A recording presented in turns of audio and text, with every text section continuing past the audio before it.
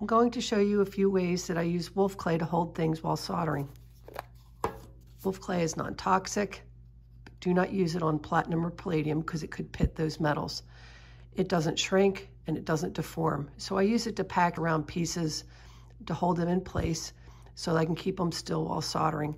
You don't have to wait for it to dry. It's just ready to use. Put a little bit of wolf clay down on my soldering pad, and I can just press the parts in, flux it, and solder it. I'm going to use wolf clay to assemble these two pieces. And I'm wearing gloves so that the clay doesn't dry out my skin. But if you don't wear gloves, as soon as you're done, wash your hands. So I'm just going to make a ball. I want to make sure I have enough clay underneath so I can hold it flat on the charcoal block. There we go.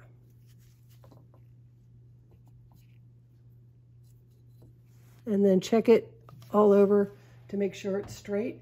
If it is, I'll just flux this up and solder it.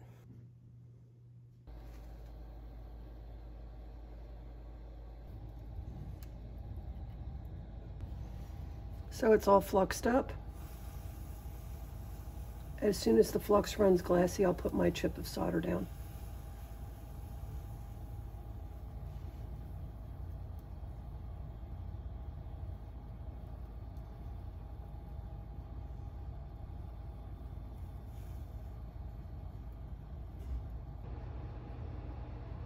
There we go.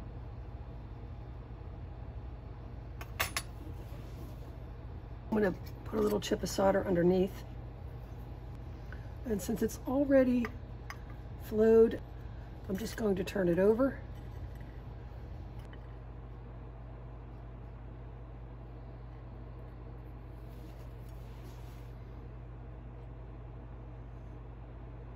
Concentrate the heat to the heavier ring.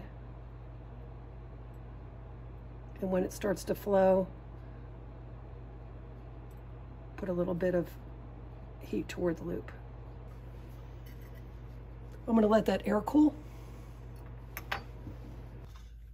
And now let's take this apart.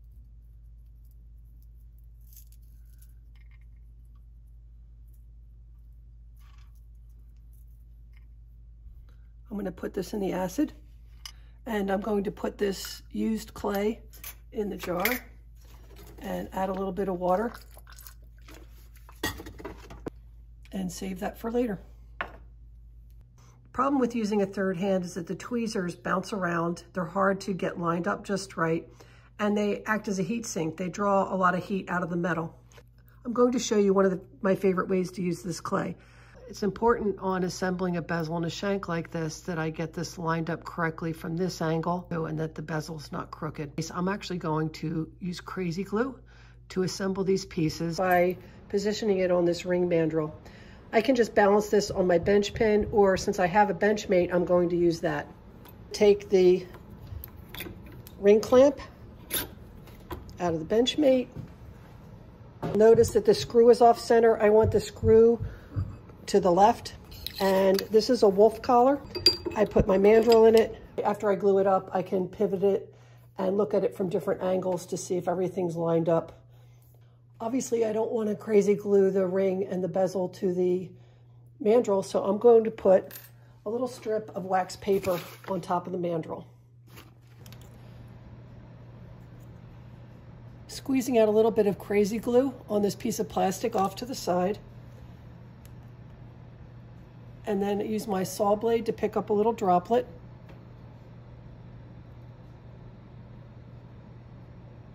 Hold the bezel in place and feed a little bit of crazy glue into the gap, and then hold it for a few seconds until it hardens up. And now that this is solidified, I can spin this around. Check to see that it's lined up.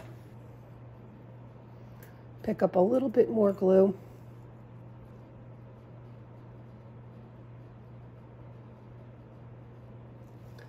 feed it into the other side. If this isn't right, I just slide it off the wax paper, put it on my charcoal block, light it on fire, and everything just falls right apart, and then I reposition it and glue it again. I'm going to slide it off and take a look. This is one of my favorite tools. It's a clear plastic ruler. The brand is See-Through. That's the letter C-THRU. Line this up with the center axis of the ring and the top of the bezel to see if everything's lined up. If it isn't, I re-glue it. So these come in 12 or 18-inch lengths, and I just cut them into 3-inch bits. And I use this all the time when I'm carving wax or doing any kind of model work. It's just super nice to be able to have this little portable grid to look through. I also look at the ring from the inside. It looks okay. The sequence of events is I'm going to pack the clay around it, and then I will put some flux on the ring and the bezel and heat it up and have my chips of solder off to the side, have them all clean. And what happens is when the flux runs glassy, the crazy glue burns out clean, and that's right at the temperature that the solder starts to flow, and then the solder sucks down into the gap where the crazy glue was. And it's just kind of miraculous. The clay tends to dry my hands out, so I have gloves on. If you don't wear gloves, just wash your hands as soon as you're done. And I'm going to use enough clay to support the bezel and the shank. So the first thing I'll do is put a little bit of clay inside the bezel.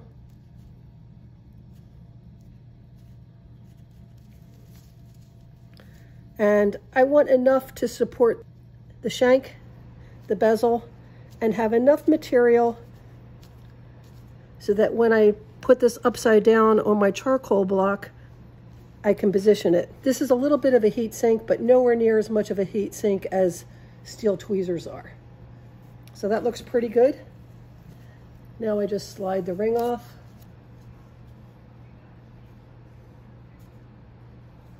And then position this on a charcoal block. And I want to make sure I'm not packing clay into the seam.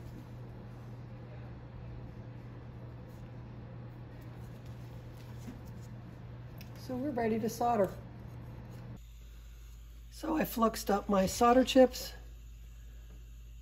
and also fluxed up the ring and the bezel. I'll heat this up.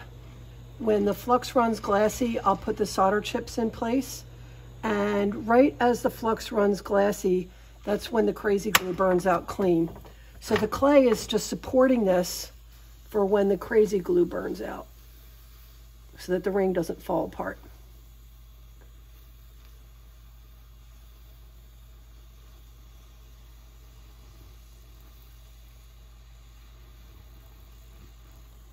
Flux is glassy. Put my solder chip in place.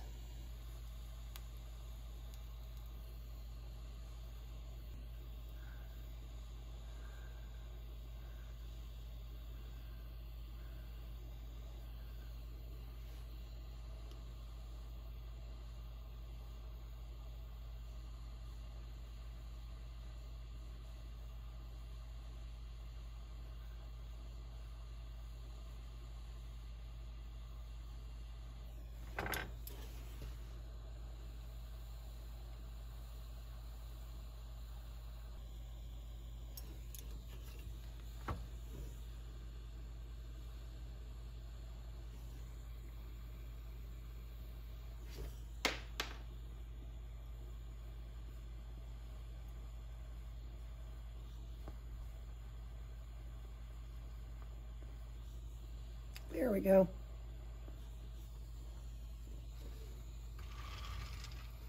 And we'll see when we take it out of the clay if we need to apply some more solder on the other side. I'm going to let that air cool.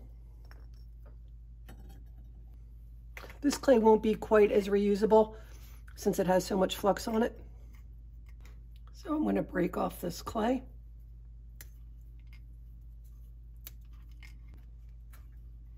And I'm going to put this in some water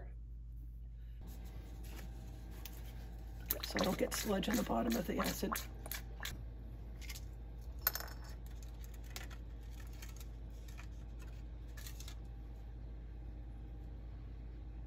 This is just dissolving away.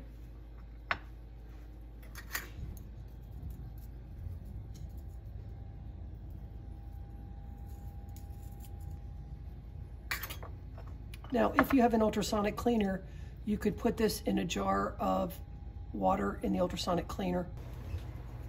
I'm just going to take this to a toothbrush and get the rest of the clay out. There was a very little gap just on one side at the top, so I'm going to add a little bit more solder right there.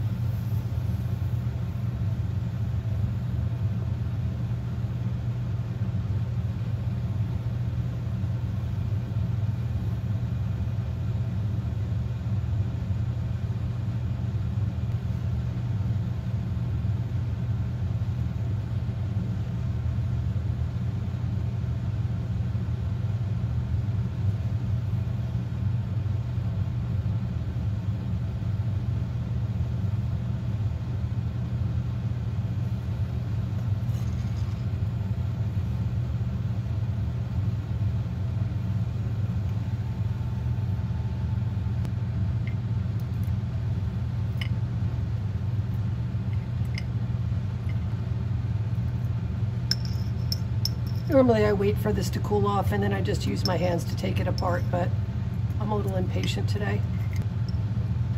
And since this clay didn't have much heat right near it, it's very reusable. And this is going to go in the acid, but it looks good.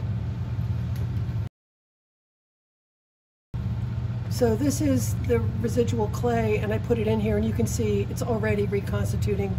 There's really no need to grind it up or anything. If you just put some water in it, it tends to hydrate itself kind of evenly.